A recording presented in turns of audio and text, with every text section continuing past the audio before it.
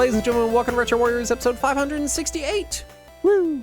As always, I'm your host, Justin Baker, and as always, I'm joined by a viable human, Chris Saturn. Hi, Justin. Hi, Saturn. It's a good thing we've had no technical difficulties, and this night's just going off without a hitch. Yep. One of those just regular recording sessions where everything's perfect. Just super smooth. It's just so good. No, I mean, my connection's fine, so I don't know. You see, there you go. Talking about. There you go. I mean, my connection's fine. My SD card took a shit last episode, I guess. Your connection was a little rough the last episode, but it's all right. We got this. Yeah. I've been running network monitoring scripts and sending logs to my ISP to try to get them to fix whatever the hell's going on, but yeah, you know how that goes. Now, how many servers are you hosting? Physical boxes? Well, they actually communicate with the internet, I guess. I don't communicate with the internet. It's a lot of different numbers, okay? Technically, I have 4 physical servers. Right, but physically, how many IP addresses are trying to communicate with the internet from your home right now? I don't know. Enough that I'm concerned about how many are in my addressable range. We'll put that out there. Yeah, same. Anyway, my week. The RetroTink 5X got an update that gave it a whole swath of features from the much, newer, more expensive RetroTink 4K. Yeah. Which is really cool. They added like quasi 4K support. They added built-in like CRT modes. Like it already had CRT filters, but they're like one button filters where you just like click it and it's like, here you go, it's done. So there's no fussing. And so I had updated my RetroTink and played with that. And then I hadn't read the fine print, and it said that this is kind of a beta firmware update, and so it had not brought over the motion interpolation, the deinterlacing, the good deinterlacing, the best deinterlacing from the previous firmwares. Yeah. And I wanted to play PS2, so I ended up downgrading back to the previous one. But it's cool that the 5X, which is the cheaper device and the older device, and I think they're still making it. I think it's still for sale in their shop. Is getting features from their much more expensive device. That is nice. Mike Chi and everybody at RetroTink, they make such good devices. They have such good support. It's just really cool to see them continue working on stuff and coming out with cool new stuff. And I originally had their old one, their 2X. Yeah. And even that was a great device. It was pretty simple. It didn't do a lot, but the things it did do, it did well. And I'm still very happy with my 5X. Very, very happy. I loaded up GTA Vice City for no reason other than I was just looking for a PS2 game that I could just kind of jump into and play to play around with my RetroTink. And PS2 is one of those eras, man, where it's like every single game you're like, all right, I know this is going to have 20 minutes of tutorials and story and this and that and all this other stuff. And I feel like that's kind of the generation when that really kicked off. Oh, yeah. And I do feel like we were kind of veering the other direction a little bit with it now. Yeah. Especially with the indie scene and stuff, like there's much more immediate access, immediate gratification games seem to be coming out. Seems to be a vibe. Nice. But PS2 was real bad. I was scrolling through them and I was like, nope, every .hack game, nope. All the Xenosaga games, nope. Late PS1, early PS2 era was the absolute worst for that. Yeah, it's like you just can't start a game. So I booted it up, but also Vice City was the one I never played. Oh, I love that one. And I don't remember why I never played it, but I didn't. I skipped it. That's the one I've played the most, actually, of the entire series. It's kind of broadly considered like the best one. Yeah, that's great. Of the classic GTAs anyway. Yeah. Well, mid classic. I guess classic would be the original 2Ds. It's 25 years old. We can call it classic. The Silver Age GTA games. I saw somebody online the other day was doing a breakdown of the code of Grand Theft Auto 3, which is the one right before Vice City that built on the same engine. Yeah. And at the start of the video, they said, we just wanted to celebrate the quarter-century anniversary of Grand Theft Auto 3. God. I was like, please don't say that. Oh don't phrase it like that. Please. Shut up. But what I hadn't booted up one of these original PS2 GTAs in a long time. Yeah. And Vice City, I don't think Vice City ever even got a port to Xbox. I think it was only on PS2. Did it get an Xbox port? Mm-hmm. I thought Vice City Stories got Xbox. No, Vice City Stories is PS2 exclusive. When Vice City came out, GTA 3 and Vice City were both PS2 exclusive, and about a year later, they released the GTA Double Pack. That was 3 and that's Vice what City it was. For Xbox. Yeah, they had the dual pack. All right, yeah. Anyway, I booted it up and I was playing it just to test out my RetroTink and stuff because, man, that's why I bought the 5X is I wanted a good 480i device because for whatever reason the interlace, like the movement of an interlace signal, I mean, it hurts my eyes. I don't know what it is. I can't fucking look at it. It sucks. And I wanted the deinterlacing capabilities of the 5X because it has some really good deinterlace options. And I booted it up, and I could not play the game because it was so smeary. Like, everything was blurry and ghosting. And I spent half an hour thinking something was wrong with my RetroTink. I'm like, I'm getting this horrible ghosting. And then I'm Googling online, and I'm like, Vice City, ghosting, PS2, blah, blah, blah. And like, nobody's talking about it. Yeah. And I'm like, all right, maybe this game is just, it was so bad. I couldn't play it. I couldn't even see what was happening. It was very bad. And so then I'm Googling, like, is this just how bad the game was? I just don't remember it being this bad. And I didn't for 1 second think to change any options in the RetroTink? Well, no, I was playing with options on the RetroTink. Oh, okay. And trying to figure stuff out. I couldn't figure out what wasn't working. And I was like, this is insanely bad. Yeah. And I'm about to turn the game off, just like, man, rose-tinted glasses, I guess. Fuck, man. And I find someone online that's like, oh, turn trails off. And I was like, turn fucking what off? And I go into the options in GTA Vice City, and there's something called trails.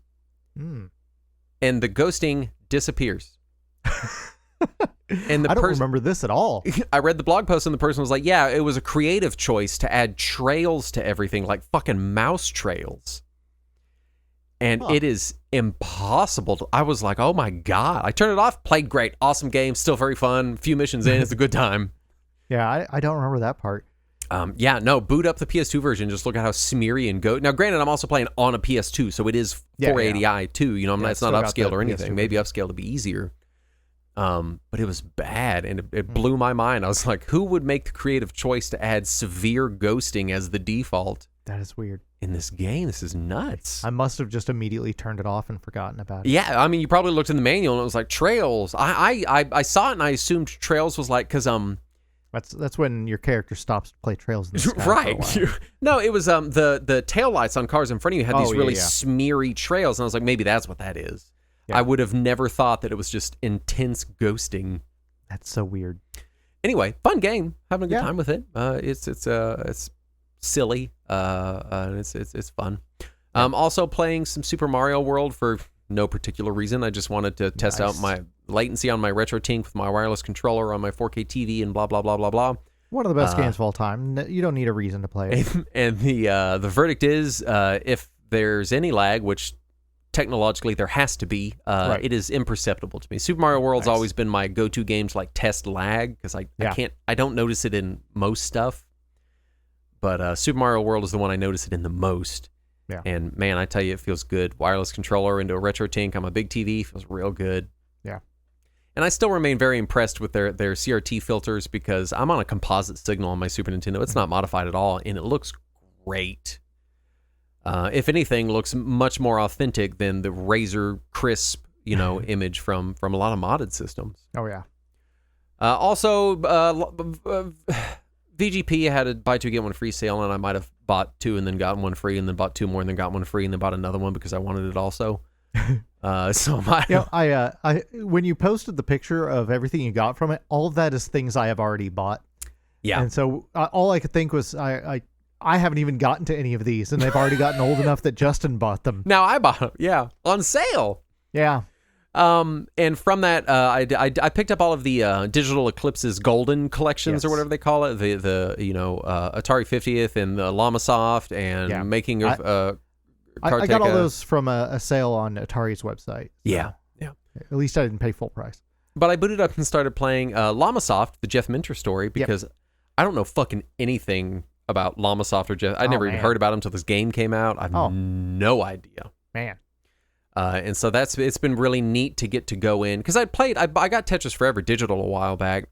Sure. And it was cool to go into it, but like a lot of it I already knew, and we did our Tetris episodes, and the downside to Tetris Forever is it doesn't include my favorite Tetrises, like Tetris DS or the game that isn't even Tetris, which is Apotris, and it's a lot of the more kind of weirder Tetrises, which is cool for a collection, but they're not not necessarily my first choice when it comes to which Tetris I want to play. It's fair.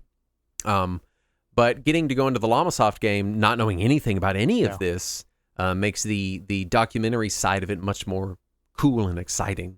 My introduction to Llamasoft was shortly after we got our first 486 computer. We had, because it was the first PC that we had with a CD-ROM drive. Yeah. And we had gotten one of those 101 shareware discs. And one of the games on it was Llamatron, which was a conversion of Robotron by Llamasoft.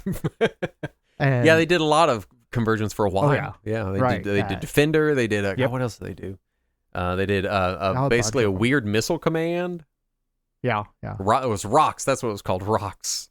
But yeah, and I always thought that was just the weirdest shit, because I was like, I was aware of Robotron, even if I hadn't played a ton of it.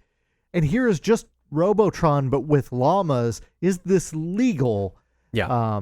And I was just confused by the whole idea of this, and I just thought it was just some weird random thing that I had found on this demo disc that no one would have ever heard of. And here we are 30 years later, somebody's releasing a documentary about him. Yeah, documentary video game about Jeff Minter. Right. Which, granted, he's done a lot of great things. Oh, yeah. You know, yeah. And as far as I can tell, that. I haven't finished the game of the documentary and everything, but it seems to still be active and making cool stuff and just kind of doing whatever. TXK and all that. Not knowing anything about him, going into it, I'm watching the documentary, and I didn't know if he was still alive. Yeah. Because the documentary starts off, and it's people talking about him. And then you go through a few minutes of videos, and you look at a couple games, and you play, like he did an early Centipede clone. And you're like, all right, cool. Is this guy still around? Like, I'm looking at it, and I'm like, all right, I'm doing the math in my head of like ages. I'm like, he might not be, And then they get to the video where it introduces him and he's talking, and it was this weird moment of like, oh, this is really cool because like he's been hyped up to me, and I didn't know if he was alive or not. We've talked about games that he has made on the show before. I'm sure we have. It's if you're not already familiar with them, they can fall off. But yeah, we talked about TXK and about Tempest 4000 and that weird polybias game that he made based on the myth. Oh, was that him? Yeah, the one on cool. PS4. That's cool. Yeah. I didn't realize that was him. Yep. Yeah. Anyway, enjoying that. And it's really neat. Excited too. I also picked up. It was just a bunch of retro collections and like Gimmick 1 and 2 and Euphoria 2. Oh, yeah. And I already got all those too. Yeah, just got a bunch of. Man, retros. Euphoria 2 was so charming and cute and I fun. feel bad because I really wanted to play. You bought it for me on Steam, and I still have not played the goddamn thing. Now I bought it physical, still have not played the goddamn thing. I need to get around to it.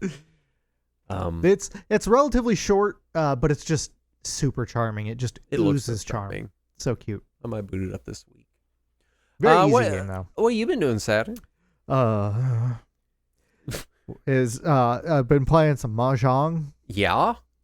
Some solitaire. Oh my god, I got so excited. Why? My wife was talking to some friend of hers, and they're like, do you want to go with me to this event? And she was like, what is it? And she goes, we're going to this parlor to learn to play Mahjong. Oh, like proper Mahjong. Yeah, like real Mahjong, like not Mahjong solitaire. Yeah, I was talking about Mahjong solitaire, but yeah. And I got so excited. I was like, oh, I've always wanted to learn how to play Mahjong, and I'm very bad at it, and I try to learn, but it's really hard. And she was like, wait a minute, when the fuck have you played Mahjong? Yakuza. And I was like, Yakuza. It's in the Yakuza game. Because Yakuza has a tutorial, but it's just obtuse. It's obtuse. It's a complicated game, and the tutorial's not awesome. And so she was like so weirded out. Like Final Fantasy 14 has an even worse tutorial. I've never in the history of our relationship mentioned Mahjong. And she says one word, and all of a sudden I'm all excited. And she's like, why don't you fucking go to it? And I was like, no, you gotta go. Yeah. I need to be dragged to this.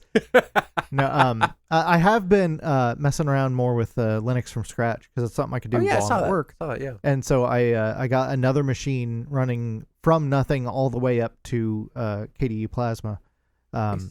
and I was real proud of myself because I did this one almost completely without having to seek help on the internet for an error. Oh, look at you go. I got much better at actually reading the error messages and seeing what they mean. But there was one thing that was just driving me nuts where I don't remember what it was. It was something along the path of installing Plasma where it kept giving me an error after I'd make the exact configuration files that the book would tell you to make. Mm-hmm. And it still kept giving me this error, and it wouldn't install things correctly. I was like, what is causing this? And I figured out how to get around it. Like I could cheat it to where I would just manually change some of the commands so that it would install everything correctly and work. But it would still give these errors if I just copy pasted like I did for everything else. And so I finally just caved in and asked Claude. I was like, what is causing this? And I was like, it's calling for a command you don't have. Either you haven't installed this thing I haven't heard of, or you need to make a manual script to do this. And so I followed its instructions on how to make a manual script, and I put it in place, and then everything was working fine. Right. And finally, at the very, very end, once it was all working, I was searching something else online, and I was finding like a almost 10-year-old Linux from scratch tutorial that somebody said on the internet. And they're like, and don't forget to make the path append file. It's in this weird page on the Linux from scratch website. They don't direct you to it. You might not have found it, but make sure you make the path append command. It's like, motherfucker, I go look, and there it is. It's in that page that I completely skipped over, which just taught me that maybe I should read the book. It is called a book, and you could read, like, you can just skip it and do the things you want to do, but if you just read it, it's all there. That's can't be right. I know. But I am getting better about it. So now I've now installed it on 4 machines just to test myself to see if I can consistently do it without errors, and I've got it running now on 4 machines. So I'm feeling more comfortable for when inevitably the law changes and all of my operating systems are required to scan my face or some shit. I want to be able to make my own operating system where I can just patch that out. I'm really hoping that the Linux community is planning contingencies for non-US hosting. I don't even know what they'd have to do. Something. Well, that wouldn't even work because other countries are doing it too. That's true. They could host it in Antarctica. Right. Hey, the service would stay cool. Why aren't we putting data centers in Antarctica? That's the question. Because of the cost of actually transmitting the data to and from Antarctica. Will, make polar bears do it. Let's do the news. All right. First up, leaked images show a new cloud gaming focused Xbox controller, and it looks like a butt. Derpy. It looks derpy. Not comfortable. Yeah. There were also allegedly leaks of the Xbox Elite 3. Yeah. I don't even think those are leaks anymore, are they? I thought are those they were not? confirmed. Oh, I'm not sure. I'm not sure. So, new control stuff coming out. Elite 3 didn't look very exciting. That new, I get that the cloud gaming controller is it's a thing you can slip in a pocket. It's supposed to go with your phone or whatever. There's also a revision of the regular Xbox controller. Oh, I missed that one. They removed the Xbox One headset port so that it only has the standard 3.5 millimeter just port on it now. Yeah. And they didn't say anything about it. They didn't announce anything. They didn't say that they were changing anything. It's just when the Forza Horizon 6 controllers shipped to people, they opened them up. They're like, hey, this doesn't have that weird port no one uses on it. Yeah. Weird. Very weird. Doom's soundtrack was added to the national playlist at the U.S. Library of Congress. As well it should have been. Right. It should have already been there. So that's exciting. So now future generations will get to hear Now the Library of Congress can also rip and tear. It's very exciting. Yeah. Microsoft has rebranded Xbox as Xbox, all capital, because we have to shout everything in the future, I guess. Yeah. I guess this is them when they're, what was the quote the other day? They're like, we're taking moves to, bolster the brand. This must be what they meant. Yeah, that's what they meant, is they want everybody to shout. This Put is it the in all dumbest caps. thing. They did already change the names of all their social media accounts to Xbox. And I think it's so stupid. But the actual, printed material that comes with everything still calls it an Xbox. Yeah, but it's just so weird. dumb. I refuse. I am not going to call it all caps Xbox. That's the stupidest thing. PlayStation Plus prices increasing in all regions. Yay! What makes me mad is that when I download a PlayStation Plus game, I run it on my fucking PlayStation. Well, not always. Sometimes you can do the streaming. I really so badly wish that they would completely extrapolate out the cloud streaming thing, because it's complete. I can't use it. It's useless to me. Right. I don't want to pay for this fucking feature and get charged more for this fucking feature that's costing you more because of course it is, because shit's all shitty right now. Yep. When all I can do is download it and play it locally anyway. It seems unfair. Yeah. Stupid. But, they got to, show their investors how much cloud streaming is worth, which is... I take it back. I have cloud streamed once or twice to trial a game, like a test, because they do the PlayStation trial thing. Yeah. And every time it ran so bad that I couldn't test anything. Yeah. So that's nice.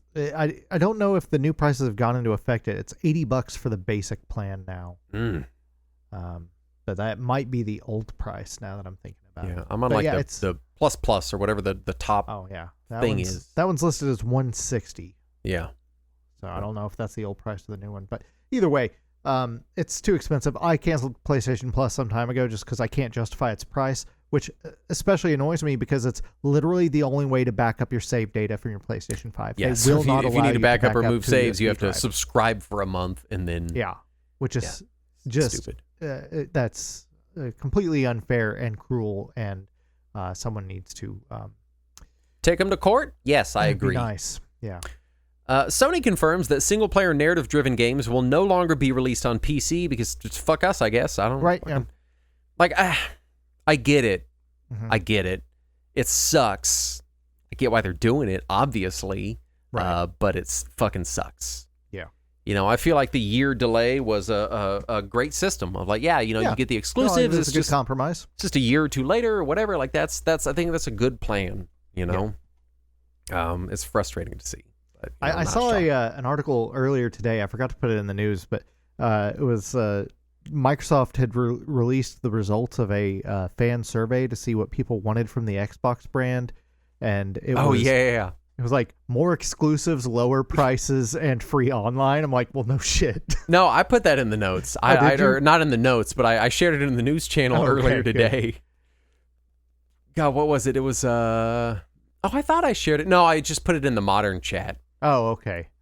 With that Seymour Skinner gif of him being like, "Am I out of touch? No, it's the children who are wrong." Oh yeah, it was more exclusives, backwards compatibility, and free online multiplayer. Yeah, and I was like, "Who could have anticipated these being player demands?" Oh my god! Like, I get that they're just doing market research, but the idea that a video game company needs to ask what our video game machines needs to do after they've already made 5 different video game machines, like, buddy.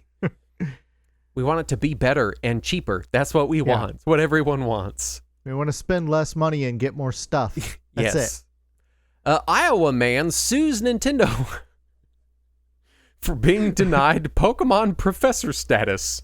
What I want to know... First of all, Iowa man is not his superhero name. He's just a man from Iowa. It is Iowa man. What I want to know is what governing body refuses to grant him that? So... there is an actual program you have to apply to become a Pokemon professor. Oh. And this is apparently like somebody who can help with organizing card tournaments or some shit. Oh, that makes sense. That makes sense. All right. And the reason he was rejected was because their terms and conditions very clearly stipulate they will do a background check before you can get your Pokemon professor status. Oh, no. And his background check showed that he had multiple felonies. And therefore, he was not a good ambassador for the Pokemon brand, and he disagreed. So he is this story went from silly to upsetting. Concerning. Oh, my God. I guess you didn't read the actual I story. saw it, and I meant to read it, and I forgot, because in my head, that's exactly what was my question. I was like, who the fuck is he denying it to him? I didn't know it was a thing. But it makes sense. It's for their card tournaments, yeah. Yeah, it's for their card tournaments. It was is some sort of whatever it is. And yeah, he failed the background check due to a felony, which he claims shouldn't count because it was more than 10 years ago. Just because the felony may have involved hurting children. Oh my God. Holy shit. It was for fighting, possessing, repairing, or selling an offensive weapon, criminal mischief, something, children, something. Oh my God. Look, it was 10 years ago. He should be a Pokemon professor now. No, for once I agree with the Pokemon company. Right? Yeah, no, this guy should not be a Pokemon professor. Yes, Iowa man, you do not get to be a Pokemon professor. He didn't even go to Pokemon school. I know, right? An 81-year-old, God, more depressing stories. An 81-year-old grandmother who streams Minecraft to help pay for her grandson's cancer treatment was swatted by viewers of her stream because people are fucking garbage. Every word of that is more dystopian than the last. It's bad. Yeah. The fact that an 81-year-old has to stream Minecraft in order to get money to pay for her grandson's cancer treatment is already the worst thing I've ever heard in my entire life. Yes. But then other human beings called in a SWAT team on her. That's just horrific. Utterly depressing. Absolute nightmare. Utterly fucking depressing. Let's just cancel humanity. Burn the whole thing to the ground. Speaking of canceling, Bungie has announced the final Destiny 2 update. They're dropping the game and moving on. Yeah. To different things. Sorry, Stadia fans. Yeah, sorry about that. Sorry. Valve defensive CS2 skins compares them to popular collectibles, which is, I get it. Yeah, I get, like, they were making the argument to get a case dismissed in court, so they're going to say whatever the fuck they have to say. But it's a dumb argument because when I buy a collectible, I own a collectible. You have it. It's a physical thing. When I buy a skin, I own the rights to access a skin on Valve's platform. For as long as they choose to. For as long as they choose to allow me to access the skin, yeah. So because people in the chat were rightly being like, well, I mean, loot boxes aren't that different from like baseball cards. I'm like, yeah, except you own a baseball card. Right. That's a physical thing. You can have it. Yeah. And a company can't change their terms of service and be like, nah, you don't have a baseball card anymore. Right. Now, oh no, we saw you cheat in a single player game, so we took your baseball cards away. Right. Yeah, so they're gone. They're gone now. And we also took away all your single player games. All your single player games are all gone. Yeah, you just can't have any of those. No. So it's just more of this dumb. What was the EA line? They're ethical and fun. Yeah. More of this fucking shit. Companies defending. Can we get out of the depressing news? Let me see here. Soon. We go back to it though. A fork of PCSX2 is adding support for the arcade port of Soul Calibur 2 and its exclusive Conquest mode, so that's cool. This is neat. It's a cool thing. I don't know how much you know about the PS2 version of Soul, or the PC version, arcade version. I'm going to get there if I just keep saying just words. Say the Lynx version. The Pippin port. No, I know nothing about the arcade version. So the arcade version of Soul Calibur 2 ran on modified PS2 hardware. Oh. And it had a customized PS2 memory card in it that ran this Conquest mode. And so even when they had ripped the arcade version, it didn't have this data. And apparently it's been restored and ported to this custom PS2 emulator to finally work for the first time since the arcade machine. So this is the first time outside of the arcades that people have been able to experience this. So that's just really neat. Very neat. Speaking of neat, the E3 2000 Spyro the Dragon statue has been recovered from an abandoned arcade in Oregon. The new owner has promised to refurbish him. That's cute. This was a cute story, and it's all cataloged on Reddit. Like they're on Reddit, and they're like, "I'm gonna save him, guys!" And then they went and they saved this Spyro statue, and Did you read the interview with the guy who did it? No.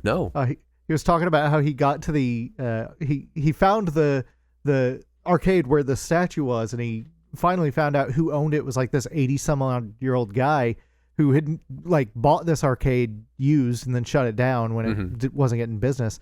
And so he calls the guy and it's like, hey, you know the Spyro statue in there? He says, oh, that dragon thing, it was there when I bought the place. Yeah, it came with the dragon. Yeah.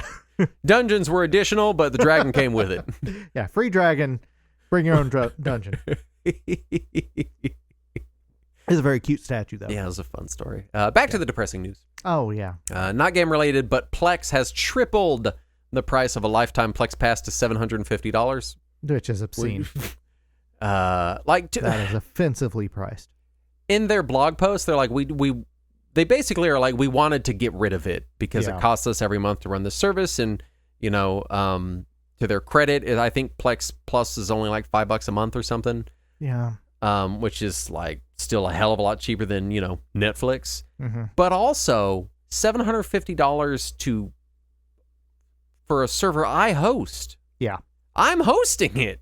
It's on my network. The only reason I paid for Plex Pass Plus, whatever it is. The only reason you paid for Rubber Baby Buggy Bumpers.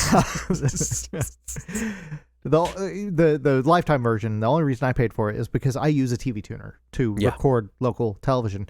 And if you want to use a TV tuner to record local television, you need to get television listings.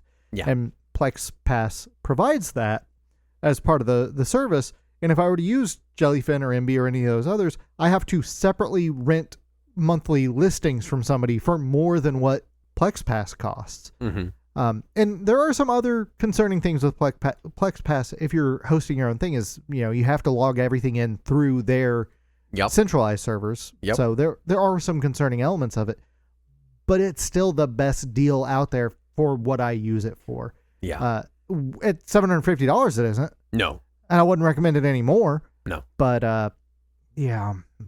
Yeah. God, I'm also on the lifetime. I don't remember why I even got it, but like we'd been paying for premium. Mm-hmm. And they'd increased the price. I want to say it was like $200 or something. But I had done the math on how long we had been paying for the premium pass, and I was like, it'd have been cheaper if we just did this, and it's probably going to go up in the future, and so we just got it, and whatever. And then it did go up. It did go. I don't even remember what the feature was for me. I was doing live TV and live TV recording for a while, so that might have been it, but there was something else. And I was like, nah, fuck it, we'll just pay for it. I like Plex. I enjoy using it. It's still a lot cheaper, Yeah. But this sucks. Yeah. And for anyone who hasn't gotten the Plex Pass lifetime, the Jellyfin's out there. Yeah, Jellyfin. Yeah. Really, I'm just kind of waiting on Jellyfin to mature a little bit more because there's still some stuff Plex does better. Yes. And then I'm probably going to switch.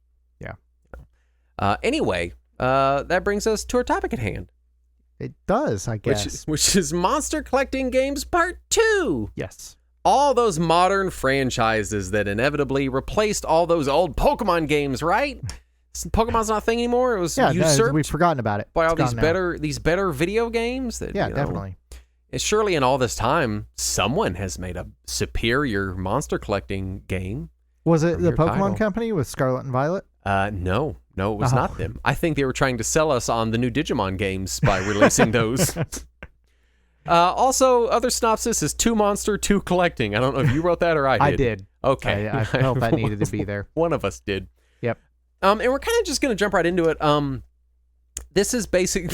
It feels weird to make a show out of this, but this is basically just a long list of video games I played recently that I'm going to tell you about. Okay. It's kind of what this is. But collectively, between all these games for this show, I mean, we're probably talking 60 hours, I mean, I put a lot of time in on researching this. Granted, I didn't get to play any of them as much as I wanted to, but it's because I was playing so many, it made it difficult. Yeah. And a couple of these on the list, I didn't get to play at all, and I will get to why that happened. And they're in no particular order because, I don't know, it was late at night when I was writing the notes. They're just kind of slapped in here. But first up is a game I talked about not long ago, which is Siralim Ultimate. Mm-hmm. And I put like probably a good couple dozen hours into this, and it's a really good roguelike. And I should clarify, everything on this list is not me saying these are all the best Pokemon alternatives. Right. This is the result of me going. You've looked into. Yeah, this is the result of me going out and Googling like games like Pokemon and then playing the games that are recommended to me, so that you don't have to, or maybe you do have to because some of them are good. Siralim Ultimate, I put a couple dozen hours into it. It's just a good roguelike with monster collecting and fusing at its core, but it's definitely that. It is a traditional roguelike. Like, this is what you are signing up for. If you are wanting anything more or less than that, you will not receive your goods. Right. The story is really silly and paper thin and just consists of like, welcome to level X, do Y to fight monster Z to progress. Right. It really makes no attempt to be like Pokemon in its structure, which kind of makes me wonder why it's recommended so much for Pokemon people. But it is very crunchy, it's very deep, and it's a fun traditional roguelike based around monsters, if that's a thing you want. But it's also kind of famous for having like an insane amount of monsters. There's like 1,200. Hey. And I don't remember how many levels there are, but like the story goes for like 40 levels. Yeah. Or 40 or 50 levels, and then there's like 900 levels total or something. And I saw it just... I don't know how familiar with Disgaea you are. Oh, yeah. But for people that don't know, in the Disgaea games, you can raise the level of an individual item by going into what's called the item world. Mm-hmm. And the item world is basically this endless random dungeon where the more floors you complete, the stronger that item gets. Yeah. So the numbers get just ridiculous. Yeah. So suddenly every single weapon in your inventory becomes its own entire series, like it's its own dungeon campaign. Yeah. Which is insane as far as actual gameplay length. Right. But all this to say that I saw Serial M Ultimate described in a Steam review as Pokemon for Disgaea item world sickos. And that tracks. And if that describes you, then you might really like Serial M Ultimate. Like if you even understood that sentence, you know. If you know, you know. But I ended up really enjoying Serial M, having a good time with it. It doesn't scratch that Pokemon itch. But it's definitely a fun indie game. They've made 2 or 3 sequels now too. Yeah. This is just the ultimate version of the first one. It's not much to look at visually, but it's still a fun game. You unlock monsters by you eventually, as you run into them, you get enough information on them to begin summoning them, and you can then begin fusing them, and it gets cool because when you fuse them, you basically pick the sprite, and then the second monster is the color palette that goes on it, which is kind of neat. So you can kind of customize your monsters a little bit. Something. It's also one of those games where initially the monsters are scaling, linearly, and then after a few levels, that breaks, and you have to kind of start breaking the game to continue winning, like coming up with little engines. It's very much an engine-oriented game where you're trying to get your team of monsters to run some kind of specific engine that you've put together. Like, this is my team of monsters is an engine, and all it does is inflict bleed damage on everyone until they bleed out, or heal us while draining their health, or whatever, idea you come up with. Right. So if you're big into like engine building and theory crafting types of things, then I think it would also be a lot of fun. Nice. But if you're here for story, ain't much of one. Ain't much of one at all. I had Monster Sanctuary in the list, and I wanted to return to it because I bought this forever ago, and I put a couple hours in, and then I put it down for some reason, and I see it recommended a lot, but it is a mashup Metroidvania monster collector. Yeah, I kickstarted that one. Yeah, so it's like a side-scrolling Metroidvania thing with monster collecting. I can't remember much more than that, and I didn't get around to coming back to play this one. The monster collecting kept slowing down my Metroidvania, so I just kind of put it down. Oh, is that your problem with it? Yeah, which feels like I just was not there for the game that they wanted to present. Yeah, to that's like being like the peanut butter got in the way of my peanut butter jelly sandwich. Like, right, well, exactly. You signed up for that. Yeah. There's too many peanuts. But I did want to throw that one out there. It does get a lot of praise. People seem to really enjoy it. I was there. I remember when I played it, I was annoyed that this Metroidvania kept getting in the way of my Pokemon game, my monster collecting. I was like, I want to get these monsters, and I got to fucking jump and shit. I don't want to do this. We have to talk about the Digimons. They do still make Digimons games. Yeah. And I want to start with Digimon World Next Order. They are still. Right now, Digimon kind of exists in two game series. There's these kind of story-driven JRPG games, and then there's still, with Next Order, the Digimon World franchise. Mm-hmm. Digimon World is very much a nice modern update to the Digimon World formula we talked about last episode. Mm-hmm. It retains the focus on monster rearing while making the battles a little more interactive, but it's still very much like you're like, hey, go fight that guy, and your monster goes and fights that guy, and you give it some tips as it goes along. There's not much of a story. Go ahead. When you say give him some tips, yeah, you mean like advice or like kind of, guidance? yeah. You really are kind of giving recommendations to your monster. Okay, I was just making sure that like they didn't do a good job, so you gave him an extra $3 or something. No, but afterward you can praise them if they do a good job, like which makes them feel good. It doesn't have too much of a story to cling on to, and it really still wants you to be invested in the rearing of monsters to get your enjoyment. Another thing that's kind of integral to the Digimon franchise is in the Digimon mythos, Digimon unevolve after they evolve. And so I feel like I do that at night sometimes. Yeah. Unlike Pokemon, which when those monsters evolve, they become the next thing and they stay that thing. Digimon monsters would evolve and then do a battle or have whatever scene or whatever, and then like unevolve back to their little baby forms. Yeah. And that being such an integral part of the mythos means that in the Digimon World games, you will raise up a Digimon and they'll get real strong, then they'll get old, and then they'll fucking die.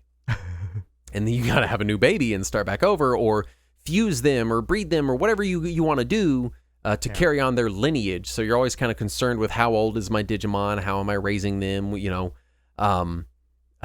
so that is exhausting. For some people, they're like, I hate that shit. I don't want to fucking do that at all. For people like me, I'm like, yes, I want to raise this monster. Like, that's exciting to me. To me, I get bored, like in Pokemon. Like, Pokemon games I'm real bad about. I'm like, this is my team, and I'm just going to use this team forever, blah. And I get bored. So I get a little excited at the idea of like, oh, this Pokemon's old as shit. He's going to fucking die now. I got to replace him. The other series, the most recent entry is Time Stranger. This is the next kind of the sequel to the Cyber Sleuth game that came out a few years ago. And then it had a sort of pseudo-sequel expansion thing with Hacker's Memory. And Time Stranger is the latest in the Digimon Story series. So there's Digimon World, Digimon Story. And this one is a full-blown turn-based 3D JRPG. It's very story driven. Like you're put into a world and then there's characters and you go to dungeons and you do stuff and you come back and you solve problems and you get quests. It's the whole JRPG, thing. Right. The combat itself is turn-based. It's turn-based, menu-based. I will say that in Time Stranger, which is the newest one, which I think I was able to put in like 8 to 10 hours on it before I had to move on to the next thing for my list. What I love about it is the menu system. So you control a team and you fight them all at once. So you'll have three monsters out at a time, and you're controlling all three just like a JRPG party instead of the single one-on-one like Pokemon has. Right. But the menu is on the D-pad, so you'll just like hold right on the D-pad and it selects it. And it sounds kind of weird, but it's just a lot less inputs of like push right and then push A and then pick this thing and then push A or whatever. So it's got this kind of fast input system, and you can speed the combat up to 5x, and it has auto battle. So it's just really fast, convenient, party-based, turn-based combat, which is really cool. Yeah. And another thing I like about the Digimon Story games is you don't have to catch the monsters. So when you fight a monster, because the idea of Digimon is that they're digital, you're in this digital world. So you get a little bit of data. So I fought this monster, and now I've got 10% data for this monster. And once you get to 100, you can just go to your menu and summon one of them, create one of them from this data. You copy the data. And if you're pirating them. Yeah, you pirate the monster. And if you wait till they get to 200%, they summon with even more stats. So it kind of incentivizes like sort of holding out and waiting and fighting the same monster and over and over. And it's just really cool like that. I like that system a lot. Because you don't have to worry about like, oh, I didn't catch the thing. And it also means there's a reason to keep fighting the monsters. Because like in Pokemon, you go through a field and you're like, all right, I caught the Pidgey that's in that field. Everything else there is going to be a Pidgey. And now when I run into Pidgey, I'm like, I don't fucking give a shit about you, Pidgey. I already have a Pidgey. Go away. And in this one, you get to keep building. But also... I'm just imagining a child in a field saying, I don't give a shit about you, Pidgey. Get the fuck out of here, Pidgey. But also you can fuse them. And in this one, when you fuse them, they gain levels. So because you're always battling Digimon, you're getting multiples of some of them that you have. Because you'll get some of them you'll run into more than others, and you just get their data multiple times. So you can summon a level 1 monster and then take your, level 7 or 8 monster that you've been like, I kind of don't like this guy, fuse him into that level 1, and then he gains those levels up, and then can keep going from there. Also, whenever you're battling, every monster that you own gains XP. It's not like which one fought or which one's in your party. It's just all of them. Right. Yeah. That's always nice when they do that. Yeah, so it's just a nice monster collector with good quality of life features. The story's pretty interesting. It's pretty fast. It's just fun. It's just a fun JRPG. And I'm having a good time with it. I'm kind of excited to return to it. It's also very modern. So it's like you're in Shinjuku in like modern times with cell phones and computers and stuff. So if you're looking for something with a little bit different vibe, because so much stuff is like set in the olden times. It's kind of fun to play something that's a little more modern feeling. Fair. let's talk Dragon Quest Monsters. Yeah. So talk to me about Dark Prince, because I bought Dragon Quest Monsters Dark Prince, and I played a little bit of it, and I didn't hate it. Yeah. It feels very bland. Yeah, very, very dry and dull. Yeah. Which is weird because I was looking it up, and it actually scored a 36 out of 40 from Famitsu. Oh, wow. I loved it. Wow.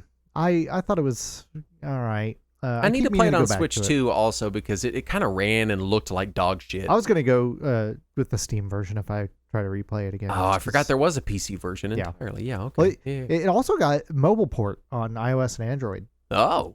Yeah, I didn't realize that one. I didn't realize either. Yeah. But yeah, it's not done a ton to stand out against the competition. I did not play enough of it to know if it is doing anything particularly exciting or interesting or new as far as the genre goes. I just was kind of meh on it. The nice thing I can say about it is its story, because it takes place both before and during Dragon Quest IV, and you play as the bad guy from Dragon Quest IV, and that's always neat. Yeah, so if you play DQ4, you're a big DQ fan, that's a fun angle. Yeah. Really, anytime you get to play as the bad guy in something like that, especially something that's as bright and cheerful and colorful as a Dragon Quest game, getting to play as the bad guy is always kind of neat. Yeah. But otherwise, it doesn't feel like Dragon Quest Monsters is really even trying to compete with Pokemon anymore. No, I think they just gave us this. I just don't think I think they're full steam ahead on mainline Dragon Quest because it's hot right now. Well, you say full steam ahead. Dragon Quest 12 got announced like 5 years ago. That's true. I was going to say full steam ahead in the realm of Dragon Quest. I guess even that. Yeah, it's been a long timeline. They're moving forward, just not at a great speed. Yeah. I finally booted up Monster Hunter Stories for this episode because it's Monster Hunter. I love Monster Hunter, and I tolerate stories, and so it's 3 things I like. Yeah. And I booted up Monster Hunter Stories 2, no particular reason. I just assumed the second one was probably a little more refined. And you certainly do hatch, raise, and fight monsters. Okay. But the game is much more Monster Hunter-y in its structure, which isn't a bad thing. It just means that it's very different from the Pokemon structure. Right. So the general structure, I mean, it is very story-based. You're playing named characters. It's all this stuff, but the story is still very much you perform hunts from a central hub town, that kind of Monster Hunter setup. And in combat, the humans fight too. So your party is the humans and also the monsters. And as you kind of go through the combat, you can do special maneuvers, and they do this thing called Ride On, where you will then, guess what? Ride on the monsters and do do like big special, limit break type attacks. But what I found really cool about it is that it's this rock, paper, scissors thing. There's 3 types of attack. I mean, it's like a strong, fast, and technical. And so, fast beats strong, and then technical beats fast, or whatever the rock, paper, scissors is. And you whenever you select any attack, it has one of these qualities. And so every combat is just you kind of doing this rock, paper, scissors thing over and over to see who wins the combat. And it adds an interesting layer. A lot of the rest of it is just, it's Monster Hunter. You're finding eggs and taking them back home and hatching them and stuff. Right. And it's a cute, it doesn't feel like much of a monster collector at all. It feels more like a monster companion game, I guess. But I was really intrigued by it. It was pretty fun. It was pretty fast. It was a good looking game. The combat was interesting, and I had a good time with it. But it didn't feel Pokemon-y. It does make me want to play more of 2, maybe go back to 1, and also check out 3, because it's much more Monster Hunter feeling than I thought it would be. Which is why I'd never bothered with them, because I just assumed they were like, they're just regular JRPGs in the world of Monster Hunter, which kind of doesn't interest me, because Monster Hunter to me is the Monster Hunter structure of like, here's your hub, and you go on these hunts and bring them back, and that's what I like about it. Yeah. But they went to great lengths to keep that. Well, that's good. That sort of structure, which is cool for fans like me, and also for any Monster Hunter fans out there that maybe ignored it for the same reasons. Maybe check it out. Because there you go. I didn't realize they ported the first 2 to PS4 and Xbox at some point. Yep, they both got ported. And then I was looking at the third one. It's Key Card on Switch 2, so Weak. I might look into the PS5 version. Did it get physical? On PS5? It did get a physical on PS5. Okay, because it looks like the ports of the first two did not get physical. Yeah. Need to briefly mention Megaten 5. We did mention Shin Megami Tensei last episode, but the Megaten 5 is still very much relatively recent. I think it came out in the last 5 years, maybe? Something like that? I think something like that, but it's hard to say because the Switch is almost 10 years old now. So True. It was exactly 5 years ago. It's There you go. 2021. Nailed it. This is the latest Shin Megami Tensei game. For people that don't know, it's related to the Persona games. So there you go. Well, the Persona is part of the No. Megaten franchise. No. It's like Kirby is from Smash. He's that Smash character that got his own video game. You know?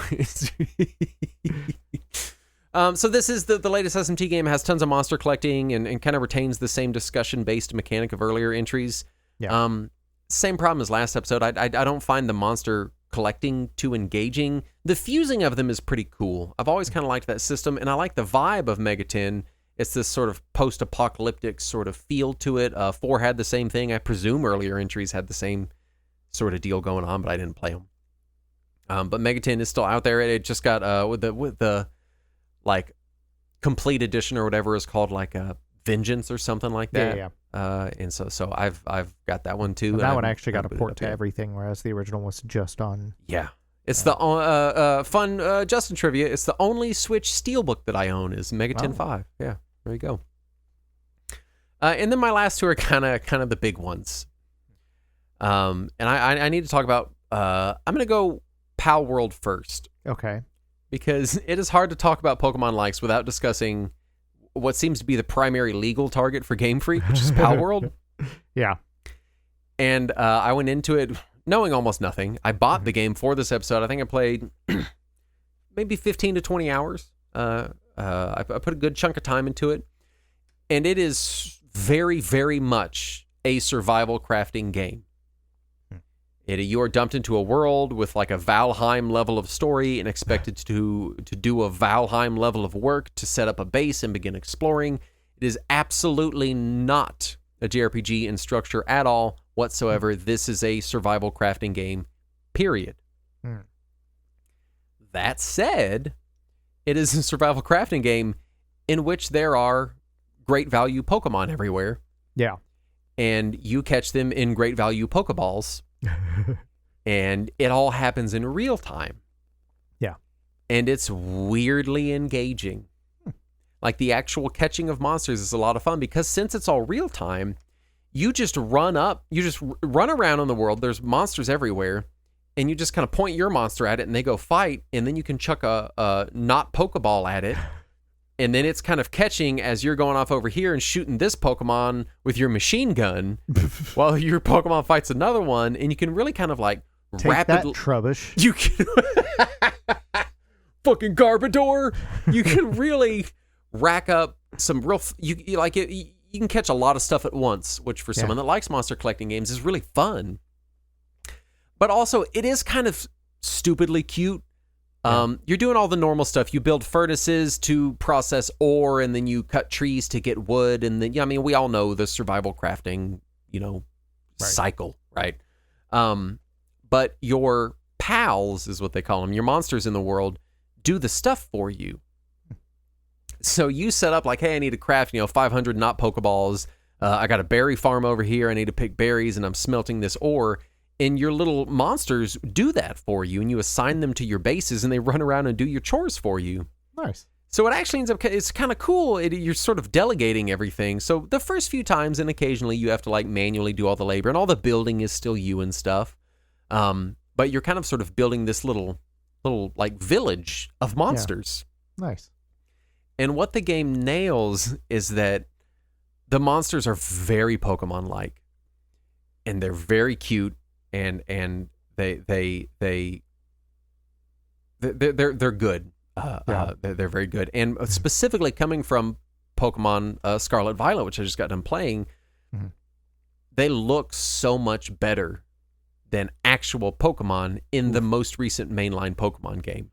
That's harsh judgment. They're first of all, many of them are cuter and neater, more interesting visually to me than a lot of the newer Pokemon designs. Which, granted, Pokemon's having to go off of a quarter century of legacy Pokemon, and they don't want to just reinvent the wheel. And so Power World has the option of being like, hey, we get to start from we can make the electric mouse Pokemon thing knockoff, and it's not like, oh, you just did Pikachu again, because it's our first time.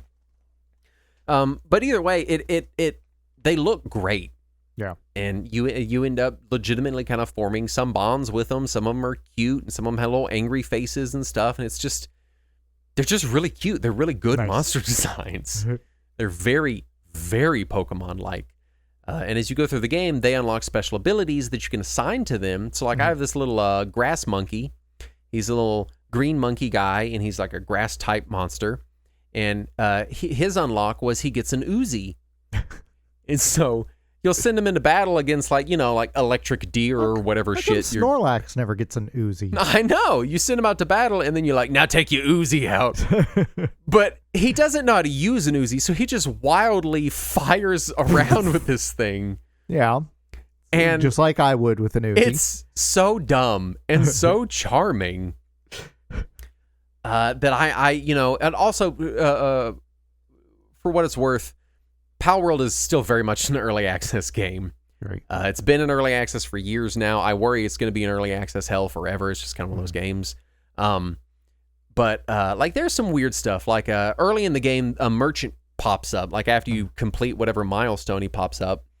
And my merchant popped up and immediately fell in a river and started drowning. And couldn't get out of the river, but couldn't drown because he was a merchant, so he's just still drowning. I'm like 20 hours into the game, and every time I walk by, he's drowning in this river. Nice. Monsters that cannot go in water will wander into the ocean and flail about because they don't have good path. Just kind of, early access shit like that. Yeah. There is a bit of a story to it, so there's like a little kind of quest you go on. Eventually you start running into the bad guy faction, which are just like people in black, ski masks with machine guns. And so you get your green monkey to shoot him with an Uzi, or whatever. People in ski masks with machine guns that's real life criminals. Yeah, there are literal real life criminals. There's dungeons, there's boss fights. Like it's just those guys in the ski masks with machine guns better watch out. They won't get their Pokemon Professor certificate. Yeah. It's a fun game, but it is a survival crafting game. But if you're just like, hey man, I don't really give a shit about the JRPG thing, I'm just here for really cute monster designs, it nails that. Nice. And I do like a survival crafting game, so I'll put a good number of hours into it. Fair enough. I have to mention Monster Crown. Monster Crown came out a little while back, and it was very much one of the one-to-one Pokemon clones. It's like we are doing Pokemon again. The thing that differentiated it was it didn't use like Game Boy Color graphics, but it had kind of this Game Boy Color-esque visual aesthetic to it. And the whole pitch was, this is Pokemon, but the story's really dark. That was kind of their pitch. Yeah. And I went, and they just came out with a sequel called Sin Eater. And I was looking at reviews, and apparently Sin Eater is reviewing very well, and it looks good. And I went to pick up the first Monster Crown on Steam, and the reviews were kind of shaky on it. And I was like, what the hell? So I'm reading reviews, and it's a lot of people with a lot of complaints. They're like, hey, this game has been glitched since day one, whatever. It wiped my saves. There's a lot of people having technical problems with the game. Yeah. A lot of other people just being really mad that they've released a sequel before they fixed the first game. That is a shame. And so that I was kind of like, And then I downloaded the demo for Sin Eater, I believe. And it just wasn't grabbing me. They're kind of trying to do this Game Boy Color aesthetic thing, but it ends up just feeling sort of cluttered with all the information that they have going on. And I didn't stick with it. I didn't love it. It might be a great game. I just haven't. That's the other one on this list that I didn't really put any time into. I didn't give much of a chance. But I want to end on a high note. Yeah. And it's a game that I'm returning to. I talked about recently and I had complaints with, which is Coromon. And this is, like I mentioned before, a very direct Pokemon-like with some excellent quality of life features that makes the game feel just light years ahead of actual Pokemon games. Every time I see this in the notes, I always think that it's Kokorun for a second and then get disappointed when it isn't. Nope, just Koromon. What I love about this game, one, it's traditional kind of, it looks sort of GBA-esque, like top-down Pokemon style pixel art. All the monsters are pixel art. All the monsters are voiced. So when they come out, they like say their name or they have a signature noise that they make or whatever, which you don't realize how much that, kind of adds to the monsters. Yeah, the charm. Yeah. There's the combat's really good.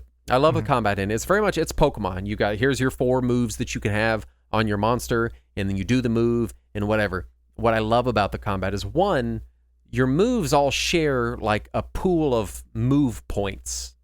So for people that don't know, in Pokemon, each move has its own number of uses. So you're like, all right, I can do Tackle 35 times, and I can do Solar Beam 10 times. And once you use that, it's out. You run out of PP. It's called Power Points. Yeah. PP. Your Pokemon has no PP in them. You have to go get more PP and put it in your Pokemon. Yeah. Right. In this one, it's just... My cat refills her own PP. Yeah. In this one, it's just like an MP bar. And so all your moves share that, which is nice.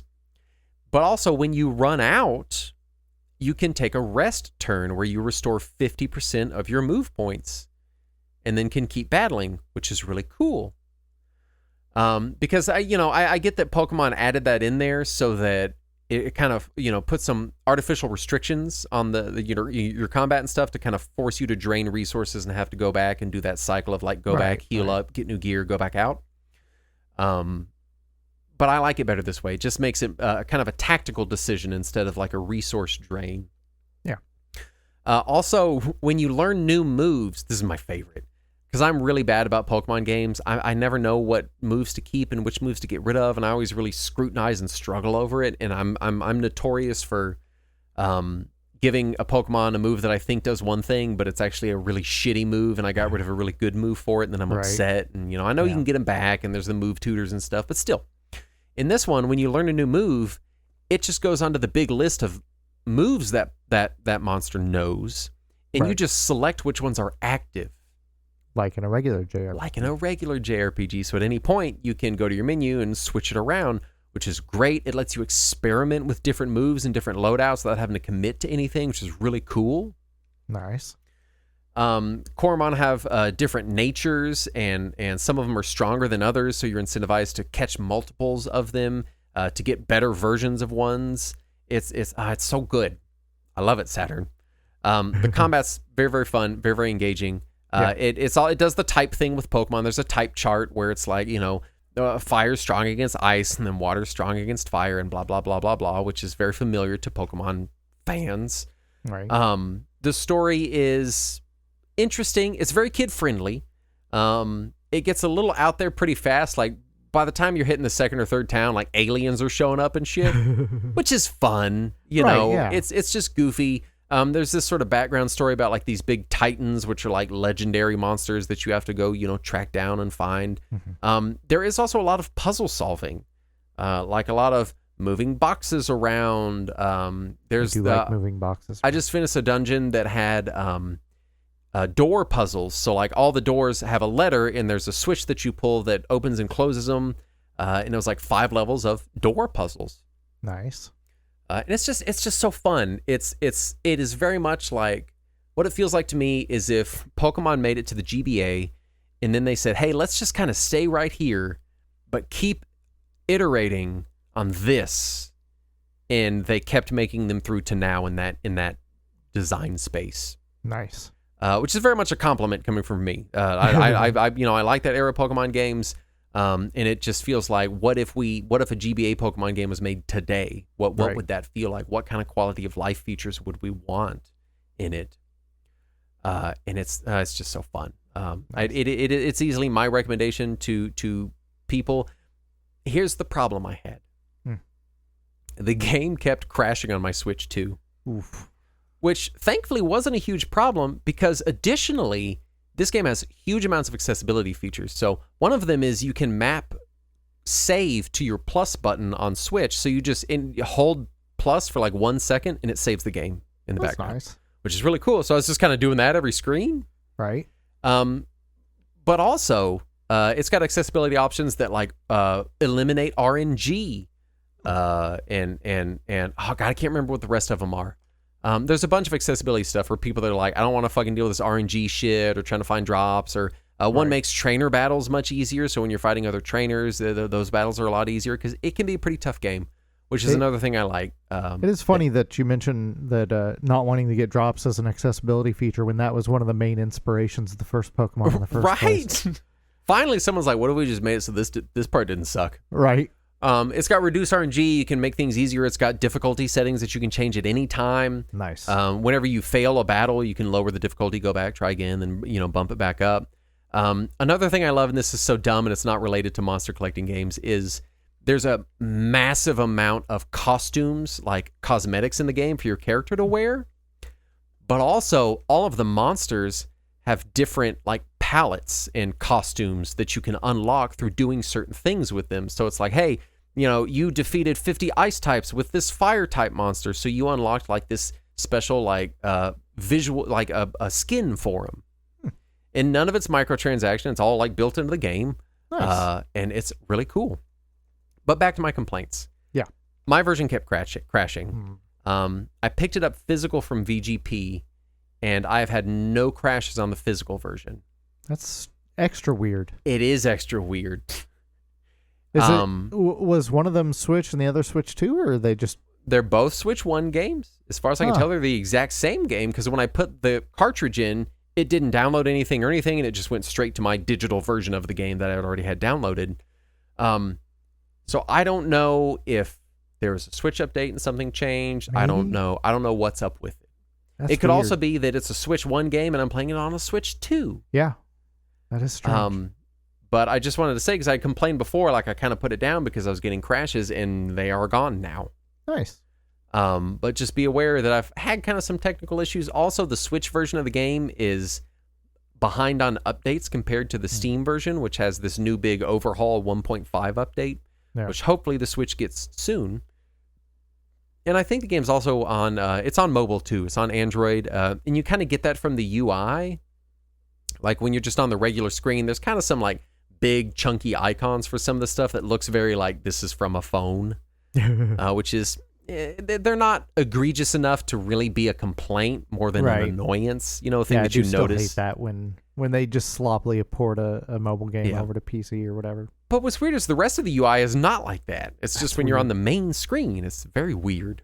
That is strange. Regardless, Coromon has been my this is scratching that Pokemon itch. The monsters are really cool. I like a lot of the designs. Whenever they go to evolve, if you choose to delay evolution, you'll get like special stronger versions of the earlier evolution. There's just really cool stuff. There's so much in this game that I can't even mention it all. There's a lot of really cool features. I'm having a really good time with it. It's very much that Pokemon structure. Go to the next town, here's some stuff. Some bad guys show up. Go fight a big giant legendary monster, and then move on to the next place. And I mentioned it before, but it bears mentioning again. You don't play a small child. You get to play what seems like a young adult, which is an upgrade. Yeah, that is a step up from a lot of JRPGs. You don't have to be a 10-year-old child. You're a person starting their first job, which it's nice. It's nice. At least you're not in high school. I don't think you are. You could be. I don't think so. It seems college graduate-y. That's the vibe I get, because you're joining this like university. You're going to like Coromon school to be a scientific researcher. Become a Pokemon professor. Right. You just got to get these felonies off your record first. So overall, I think Coromon, for people that are like, I want Pokemon, but I want it to be good again. Yeah. Try Coromon. Nice. I would say, if you play on PC, pick up the Steam version, because then if you hate it, you can just return it. But also, it's got the newest update. It seems to be the most up-to-date version of it. There's also online battling, I forgot to mention. It's very feature-rich as far as Pokemon clones go, and it very much wears its Pokemon inspiration on its sleeve while also doing really fun, inventive things with the formula. Nice. They keep the JRPG-ness. They keep the puzzles. They keep the Pokemon has always, in my mind, been famous for those conveyor belt puzzles, where you go into a room and there's like 50 conveyor belts all pointing the different direction, and you have to like go on them in a specific order to get to specific areas. It's got those, which I like those puzzles. They're fun. There's also several of those in Final Fantasy V and in Dragon Quest III. Yeah, they're kind of a JRPG staple. Yeah. One of the, I'd say like a B tier staple. They're not in every game, but you see them sometimes. Right. A lot of them times you see them in the form of like an ice cave where you have to slide into shit. Dragon Quest IV has that. Yeah. Yeah, but it's just such a fun, charming game. I'm having a really good time with it. It would be my recommendation to people that are like, hey, I just want Pokemon. This is it. It's Pokemon, but good again, which is very nice. One game that didn't make my list was Nexomon, which is also very much trying to be Pokemon. It sounds like it. I find the art in that game egregiously ugly. Oof. And so it looks like I don't want to be mean to him because it's probably a really fun game, but it looks like Neopets. It just looks like a Neopets Flash game thing. I can't get into it. I can't. My ex was obsessed with Neopets. I can't. I mean, I was too. Yeah, but Neopets were awesome. But I wanted to make a list of games that aren't really monster collecting games, but feature it prominently. For people that are like, I like monster collecting, but I don't want it to be the main feature. The only one I could think of in time, because I was playing so many games for the show, was Tangle Deep. Which is, again, another very traditional roguelike. It's one of my favorite ones because it has a gargantuan list of accessibility features that you can toggle on and off, like damage. You can turn death off entirely. You can do all kinds of shit. And then it also has monster collecting in it. And it's very much a secondary kind of thing. And then that list fell short because I was busy trying to cram. And who knows, maybe that'll be a different episode. Yeah, maybe it'll be a different episode. But as far as final thoughts, going through all of these... my final thoughts are as follows. Digimon Story Time Stranger is really good. I'm enjoying it much more than Cyber Sleuth and Hacker's Memory. That's good. Koromon is the most Pokemon-like, and Pal World has really cute monsters, and it's dumb and silly and fun, and I hope it hits 1.0 and they fix some of the weirdness, because it's a pretty fun game.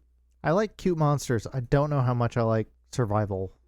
Yeah, if you're not into it is straight up. It's a survival game. Period. Yeah, like that's the game you're playing. Yeah. I don't think I'm in for that. Yeah, I don't think you jive with that very much. Yeah. I think you might enjoy Koromon a little bit because it's like Pokemon, but it fixes a lot of the shitty parts and it lets you just accessibility away some of the stuff. Does sound cute. Yeah. That you don't like.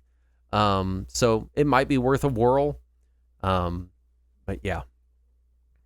Anyway, final thoughts, Saturn. What did you think of our monster collecting episodes? I learned a lot. It occurs to me we could have called it Monster Collecting 101.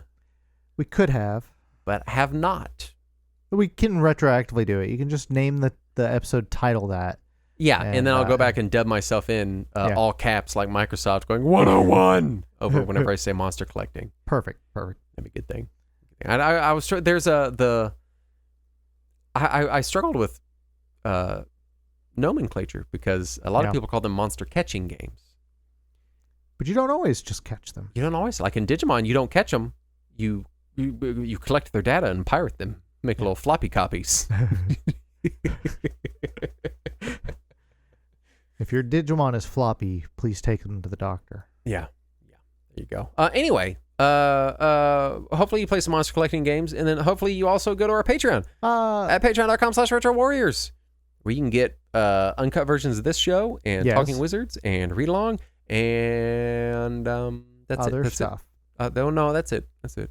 Really? I did have someone ask in the Matrix. They're like, "Hey, you talk about that old show, An Evening With. Is that still up somewhere?" And I was like, "No, it went down with our old podcast YouTube channel. That's where it was posted." But I forgot we did post them on Patreon, at least one of them. Yeah. So you can go back to and listen to at least one Evening With, which was the progenitor to Retro Warriors. Is it not on our current YouTube channel? No. Okay. Question mark? I don't think so. I looked for it and I didn't see it. I don't ever go to the YouTube. Yeah. Our YouTube is just automatically run, so then I don't have to go to it. It occasionally gets recommended to me by YouTube.